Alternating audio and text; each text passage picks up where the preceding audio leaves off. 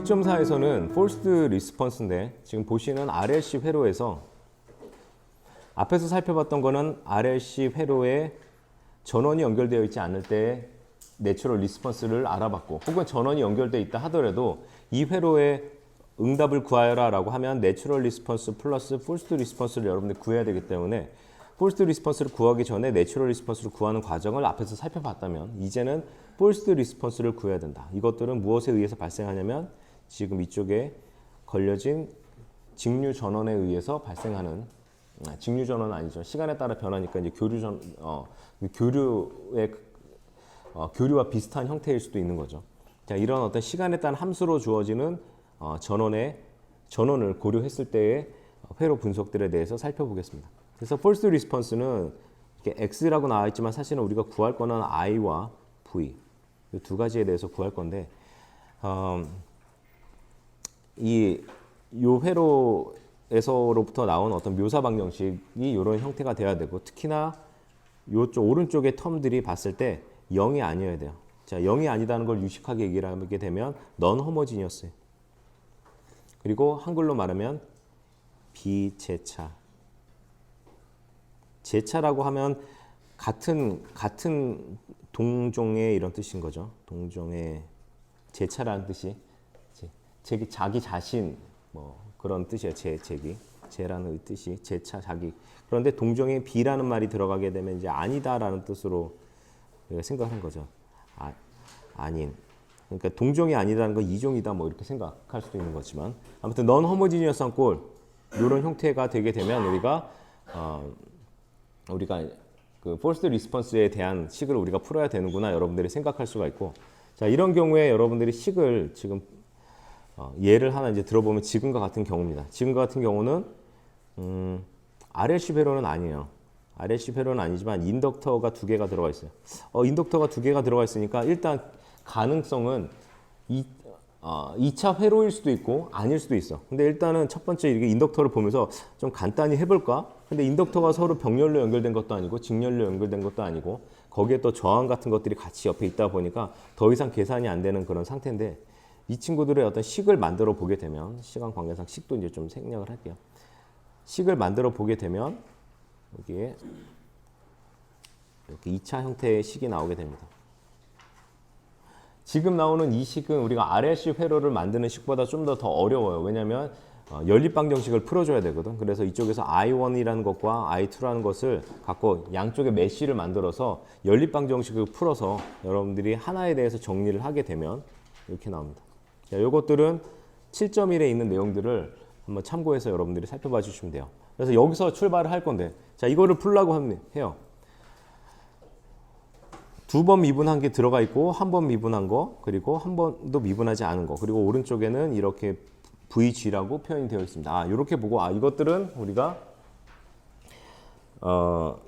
이것들에 대한 해는 이렇게 표현할 수 있거나, I2라는 거는 I2의 내추럴 리스폰스와 I2의 forced response의 합으로 되어 있구나 이렇게 여러분들이 생각해 볼 수가 있는 거고, 내추럴 리스폰스는 앞에서 구했죠. 앞에서 구하는 방법으로 구해주면 돼요. 이쪽에 얘를 0으로 만들어 놓고, 그리고 내추럴 리스폰스를 이제 구해주면 됩니다. 이제 그래서 내추럴 리스폰스는 구했다 치고, 지금은 이 오른쪽에 있는 forced response를 구해야 되는 일들을 해야 돼요. forced response. 자, forced response를 구해야 되는데 지금 주어지기로 문제에서 뭐라고 했냐면 VG가 16V로 주어졌어요. 여기가 16V. 그러면 마치 뭐냐면 FT에 대해서 쓰게 되면, 혹은 FT가 아니죠. VG로 그냥 쓰게요. VG는 우리가 어떻게 쓰면 되냐면 시간에 대한 함수인데, 시간에 대한 함수가 어떻게 주어지냐면 16 이렇게 주어져. 시간에 대한 함수로 주어지지만 결국 이 친구는 상수 함수예요.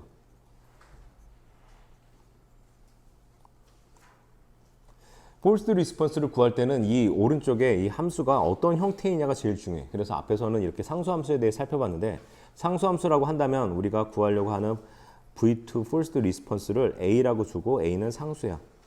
이게 답입니다라고 그냥 외워두는 거죠. 상수함수일 때는 상수로서 우리가 답을 만들어주는 거야. A는 다 구한 것이 아니니까 완전히 답을 구한 건 아니고 여기다가 다시 이 식에다가 A를 넣어줘야 되는 거죠.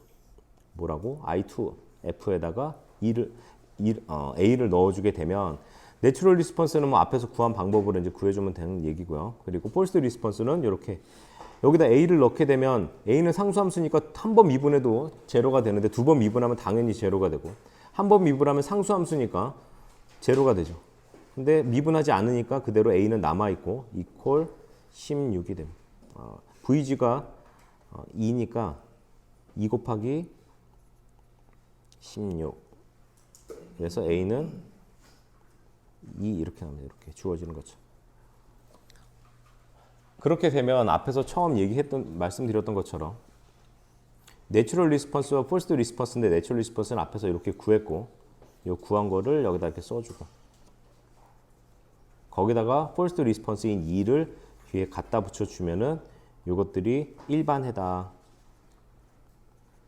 풀었지만 아직 풀지 않은 K1과 K2는 존재하지만 K1과 K2는 다른 조건이 더 이상 주어지지 않으면 얘는 풀지가 못하고 초기 조건들이 그런데 뭐 시험 문제에서는 이렇게 일반해를 구하시오라고 하게 되면은 여러분들 이 정도까지 구해주면 되는 거죠. K1과 K2는 구할 수가 없으니까 더 이상.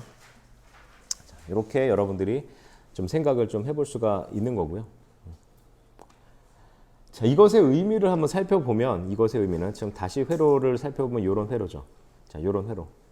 그럼 폴스 리스폰스가 그냥 구하는 거는 수학적으로 구하는 건 알겠는데 도대체 어떤 의미냐라는 것을 생각해 보면 아까 말했지만 이 회로에는 두 가지 소자에 의해서 에너지가 저장이 되고 있는데 그 소자가 2헨리와 1헨리의 인덕터에 의해서 에너지가 저장이 되고 있어. 그리고 이 친구들의 어떤 변화량, 커런트에 대한 변화량이 이 회로에 여러 가지의 것들을 영향을 미치고 있는 상태죠. 그런데 여기에는 무엇이 들어가냐면 강제적으로 이 친구가 들어가는 거야.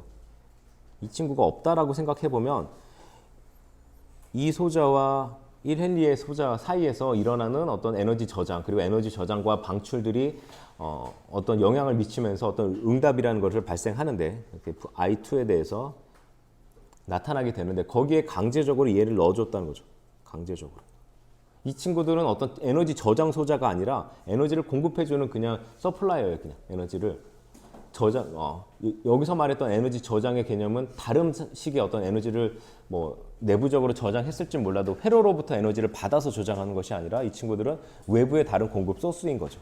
자, 그렇게 생각을 해보면 우리가 이 VG라는 애를 기준으로 생각해 보면 여기서 일어나는 I1과 I2 커런트에 대해서 생각해 봤을 때 이 커런트는 분명히 두 가지 영향이 있었을 거다. 크게 생각해 보면 첫 번째가 뭐냐면 내추럴 리스폰스에 의한 영향. 그래서 아까 내추럴 리스폰스 영향이 있죠. 이 내추럴 리스폰스는 방금 전에 설명드렸지만 이 소자와 이 소자에 저장됐던 에너지들 그리고 또 저장됐다가 방출 또다시 또 저장이 되는 그런 에너지들에 의해서 발생하는 자연스러운 응답이 발생할 거고 두 번째는 forced response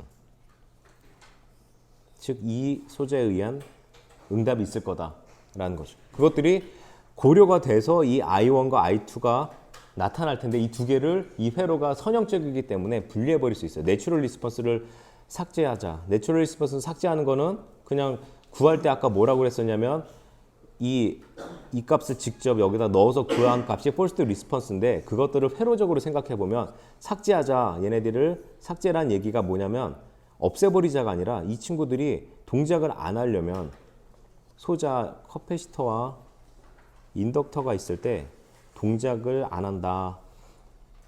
안 한다라는 개념은 뭐냐면 에너지를 저장하지 않았다는 거야. 에너지를 저장하지 않았다는 얘기는 우리가 좀 유식하게 얘기를 하면 이 친구들이 DC 스테디 스테이트 상태에서 DC 스테디 스테이트 상태를 말하는 거죠. DC 스테디 스테이트. DC 스테디 스테이트는 그냥 생각해 보면 인덕터가 있으면 얘를 연결해주고 커패시터가 있으면 커패시터를 이제 끊어주는 그런 상태라고 했는데 이렇게 해주는 이유 중에 하나는 이 두 소자는 무엇의 변화량에 의해서 동작을 하는 애요. 변화량에 의해서. 시간에 따른 변화량에 의해서 동작을 하는데 DC 스테디 스테이트는 변화량 자체가 없어져 버리는 형태니까 이 친구들이 완전히 무장 해제가 돼버리는 거죠. 그런 상태. 자, 그런 상태에서는 무엇에 대한 영향만 있을 거냐? VG에 의한 영향만 있을 거다. 이렇게 생각해 볼 수 있고요. 그래서 이 친구들에서 이 회로적으로 false response에 대한 상태만을 고려해 봅시다 라고 생각해 본다면 이거를 그냥 연결해 버리면 돼. 이렇게 연결해 버려. 연결해 버려. 자, 연결해 버리고 I2에서 일어나는 일에 대해서 여러분들이 계산을 해보면 그냥 I2에서 여기서 일어난 일을 여러분들이 계산을 신경을 써버리면 우리가 회로가 어떻게 만들어지냐면 지금처럼 이렇게 만들어지는 거죠. 이렇게 만들어지고 이 값은 어떻게 되느냐. 여기 16V가 걸린다라고 했는데 자, 16V가 걸리는 것에서 I2에서 일어나는 일은 16을 무엇으로 나눌 거냐면 8로 이 저항으로 나눠준 값이죠. 그래서 2A가 나와서 여기서 근데 보면은 식으로 어떻게 이게 2A가 나오는지를 궁금해할 수도 있죠. 보면은 여러분들이 연결을 했다라는 것의 의미를 볼게요. 자, 회로를 볼 때 여기서 전류가 갑니다. 전류가 가는데 이쪽 전류가 두 가지 방향으로 하죠. 하나는 이쪽 방향으로 나눠질 거예요. 근데 이쪽에는 저항이 있고 여기는 저항이 없어요. 그러면 이쪽으로 들어왔던 I1이 여기는 저항이 무한대가 되기 때문에 저항 무한이 아니라 컨덕턴스가 무한대고 저항은 0이기 때문에 어디로 가냐면 다 1로 가게 돼요. 이쪽으로 제로. 그래서 즉 어떤 일이 발생하냐면 이쪽으로 전류가 흐르질 않는 거예요. 조금의 작은 저항이라도 있으면 얘네들이 나눠 갔는데 그렇지가 않은 거죠. 그러다 보니까 여기서 흐르는 전류 2A가 다 어디로 가냐면 I1 요죠. 2A가 가는 거죠. 즉 I2 쪽으로 가는 거죠. 그래서 이렇게 2A가 나오게 되는 거예요. 이렇게 정리를 좀 해두시면 되고, 자 문제는 이제 이런 거죠. 앞에서 봤던 예와 똑같아요. 예제가 똑같은데 이번에는 VG에 대해서 앞에서는 뭐라고 그랬냐면 16V라고 했는데 이제는 16V가 아니라 20 코사인 4t 이렇게 주어졌을 때는 어떻게 되겠습니까? 라는 거예요. 그 문제를 똑같이 풀어놓고 우리가 생각을 해보면 이제 우리가 배워야 될 것들은 무엇을 배워야 되냐면 이거를 배워야 돼요. 지금 나와 있는 거는 false response에 대한 테이블이야. 이 테이블은 여러분들이 외워놓고 있어야 돼요. 암기하고 있어야 된다. 암기하고 있어야 되는데 암기는 하지 마세요. 수업이 암기 수업은 아니니까 제가 이제 테이블을 주어줄게요. 테이블을 주어줄 테니까 시험에 암기는 하지 말고 그렇지만 이 테이블을 보는 방법을 여러분들이 생각해 봐야 되는 거야. 폴싱 텀이라고 하는 거. 폴싱 텀은 우리가 2차 회로를 써서 그 묘사 방정식이라고 하는 이렇게 2개 미분 방정식과 이쪽에 FT라고 하는 그 텀 있죠. 제가 많이 썼던 그 텀에서 이쪽 텀을 의미하는 거죠. 이쪽 텀이 FT 얘를 봤을 때 얘가 K로 주어졌으면 그런가 K 상수이면 이렇게 얘기를 하는 거죠. 상수이면 우리가 지금까지 뭘 썼냐면 우리가 제일 많이 썼던 케이스죠. A라고 써줍시다. 우리가 써줬던 거죠. 제일 많이 썼던 케이스.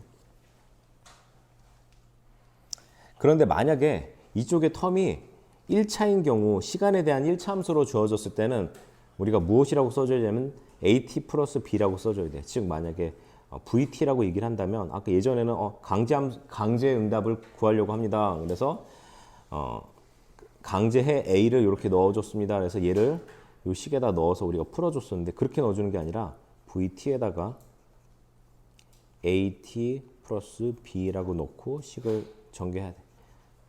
전개해서 이 양단이 같도록 무엇을 구해줘야 되냐면 A에 대해서 A는 뭐야, B는 뭐야 이렇게 여러분들이 양변을 비교해서 구해주시면 되는 일이에요. T제곱일 때는 어떻게 되느냐? 이렇게 형태가 되고요.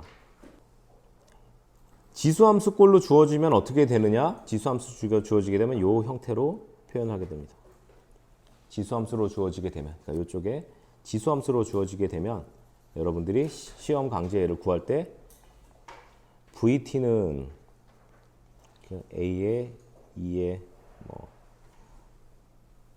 시그마 T 이렇게 넣어주던가 혹은 VT는 A에 2에 시그마가 아니라 ST 이렇게 넣어주던가 여기 뭐 시그마와 S는 뭐 거의 같은 거라고 생각해 주시면 돼요. 예전에 응답을 우리가 할 때 두 개로 이제 복소수의 개념을 이제 써서 생각할 때는 이렇게 되는데 그냥 지금 계산할 때는 뭐 상관없이 그냥 풀어주셔도 돼요. 의미적으로 시그마와 S의 의미를 우리가 분리해서 지금까지 제가 설명을 안 드렸으니까 분리해서 생각할 수도 있겠지만 자, 또 하나의 경우는 뭐냐면 이렇게 사인과 코사인 경우 그 경우에는 A 사인 오메가 t, B 사인 오메가 t라는 값을 넣어서 시험 강제로서 여러분들이 사용을 해주면 된다. 그리고 지수함수와 그리고 사인 함수가 섞여 있는 꼴에는 이 형태로 써주면 된다는 거죠. 이렇게 여러분들이 포스트 리스폰스를 정리해 주시면 됩니다.